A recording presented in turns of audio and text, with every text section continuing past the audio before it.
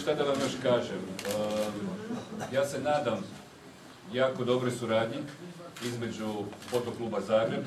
Naš slavljenik je rođen 33. godine u Sisku. Diplomirao na Medicinskom fakultetu, godinama je radio u klinici za dječje bolesti. Cijenjene dame i gospodo, dragi poznanici, prijatelji iz mladosti, iz djetinjstva, iz gimnazije, cijenjeni članovi Fotokluba Siscia Obscura i članovi Fotokluba Zagreb koji su došli danas na jedan prekrasan izlet koji nam je priredio Fotoklub Siscia Obscura. Dakle, znači, želim vam dvije želje, jednu kao zaljubljenik u fotografiju, svima koji se bave fotografijom želim dobro svjetlo, a moja profesija kao liječnika želim vam dobro zdravlje.